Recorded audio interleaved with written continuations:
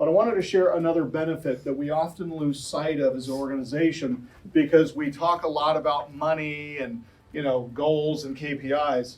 But I want to show you this. Go ahead and click on MJ. Go over into where you have the address, and then just hit return there. Okay. This is Katie's house. Can you blow it up? All right, this is the house that Katie bought and that the company financed. So we gave her $150,000 to buy it and $30,000 for rehab. Did anybody catch that she got 100% financing? Why did she get 100% financing? She was a lease in her circle, okay? Now, Cheryl, who we met a few weeks ago, did not get 100% financing. Remember, her complaint was, I had to bring all the money I had to closing. Mm-hmm. Well, wouldn't it have been better for her to bring all of the money she had to LIC so she didn't need money for funding? Do you guys ever think about that? Okay, do you want to put money down on every deal, or do you want to invest in Lee's Inner Circle and put money down on no deal? That's a tough decision. No, it isn't. It's an obvious decision. We need to help them make that decision. Here's the house. Go ahead and scroll through these photos. So this is a poster child deal. We love these. This is a 4-bedroom, 2-bath, 4-bedroom, 3-bath Rambler Ranch. Now you heard her say that I want the next rehab to be a little bit smaller. Okay? She's right. Our preferred rehab is a 3-bedroom, 1-bath, 1,000 square feet or less. We clean up on those things because they're just so quick, in and out, quick turns. And you can see that this house is not in bad condition, but still, with all of that, she found an opportunity to invest another $50,000. Now, I didn't want to tell her this, but do you see this floor? Keep scrolling through it. Can we turn off the carousel music? That's the weirdest ring ever. Is that like a carousel? Yeah. Does that like take you back? You riding the horse? Keep going. Show me pictures of the floor, okay? Okay, the first time it's cute, the second time it's annoying. Turn it off. Look at the floor. Now, look right here. You guys see this floor? Okay, typically when you put in this type of floor in homes that are built in older, there is no subfloor. They'll just lay this right over top, okay? So oftentimes there is no subfloor here. But look here into the bathroom. Keep going.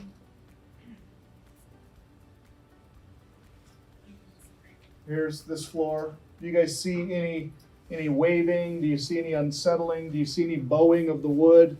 Okay, the hardwood, there's no big gaps. Now, when wood gets wet, when you have a hardwood floor and it gets wet, the wood swells, okay? And it'll cause it to pop up and break. And you can see it when you walk on it. It's all unsettled. It's terrible. There's nothing here on this floor that suggests water damage in any way. So the fact that she had to replace all of the subfloor is somewhat suspect to me, and sounds like a contractor taking one over on an unsuspecting client. This happens all the time, okay? Now, what she should have done is she should have got the bid from the contractor on the new subfloor. She should have sent it to us, let me or some of you look at it. Some of you know how to identify these things, and question it. Because replacing all the subfloor in a 2,000 square foot house is going to run her anywhere from $8,000 to $12,000. Because not only do you have to rip up all of the old floor, you have to rip up all of the subfloor, put it back down, and then put all the new floor on top of that. It's incredibly labor intensive. And there's 29 different ways we could have got the job done for 1/10 of the price. Okay? So don't just encourage clients to come to our classes, encourage them to use us as a resource ongoing through their deal, okay? We can help them avoid a lot of hurdles and a lot of expense that they weren't anticipating, okay? Come out of this, MJ, so exit here. Now, this next move, I need all of you to pay close attention to, all right? I don't care what department you're in, you need to know what's going to happen next. Click on the little map section here, MJ, right below the main photo, yep, okay? And then click on lot lines. All right, now this is what we call a Zillow overlay. Now Zillow refers to it as lot lines, but in all of our trainings you will hear me say Zillow overlay. Now, this is what I use for value nationwide. So if you call me and say, Lee, I've got a deal, I'm going to say, what's the address? I'm going to Google it. I'm going to go to Zillow. I'm going to look at the overlay. And I'm going to look at the surrounding neighborhood. Okay? Here's what I'm looking for. Here's the subject property. To the north is a 205. Across the street is a 199. Behind it is a 202.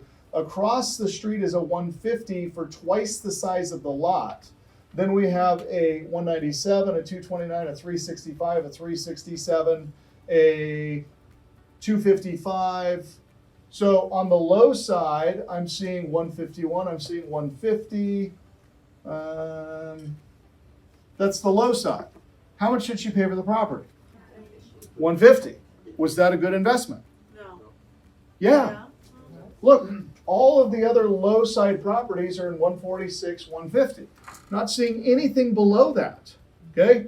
A lot of our clients aren't getting deals because they're undercutting too low below what the market is for a house in that condition. So the next time you talk to a client and they're saying, my market's out of control, it's crazy out, I can't get any deals. It means they don't know what they're doing. There's deals to be had, but they are bidding too low and they keep getting outbid by the competitor. The secret sauce, guys, offer what the seller is asking. Whatever the number. I want $300,000. Great. Here's $300,000. Offer the $300,000. Then order the inspection. Then negotiate the price down from the inspection based on the problems that the house has. Then we get it down to the number.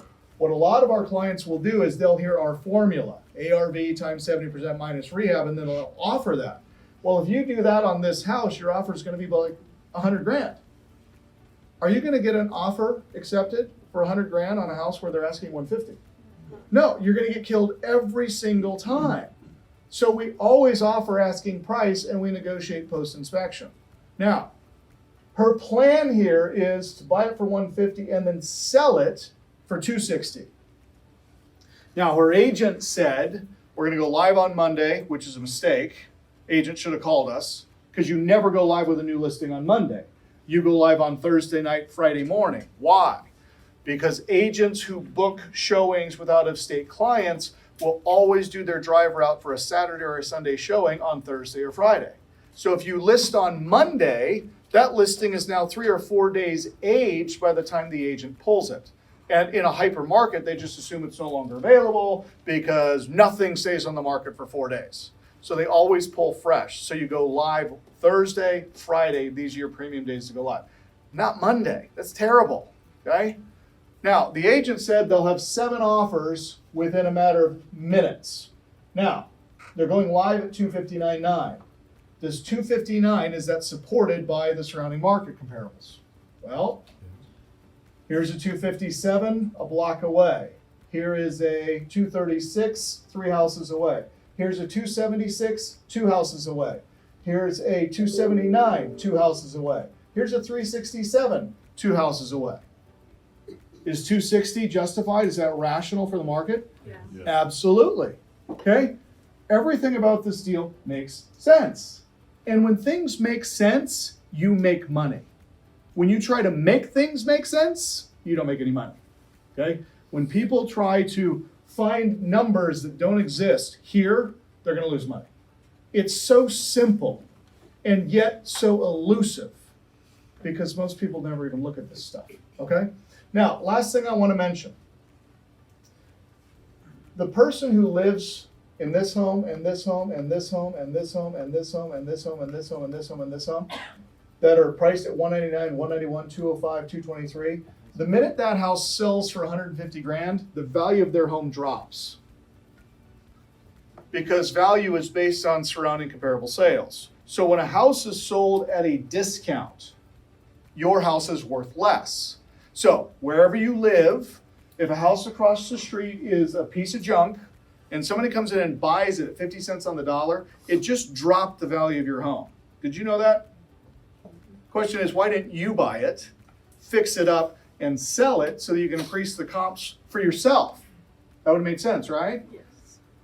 When she sells this house for $260, what happens to the value of all of the homes surrounding it? They go up, okay? So not only did we as a company help the client, get the knowledge to find a great deal, which she did, give her the funding to not only buy it, but fix it, which she did, and sell it, which she's going to do. Not only did the client make money, but everybody on this street benefits because we educated the client, we provided the funding for the client, and the client improved the neighborhood and drove value up. Okay? Why is this important? Because if you get caught in the minutia of just selling stuff to people, it will eat your soul, right? And you're going to get to a point where you're just like, I'm bored of this. I'm going to do something else. I'm tired. I get excited every day. I wake up and I'm not dead because I get to come to work and bless people.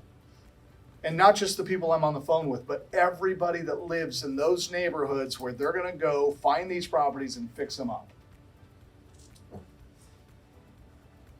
We're not just improving lives, you guys. We are improving communities across the nation. And that's pretty exciting. And that really just gets me going. So I want you to keep that in mind.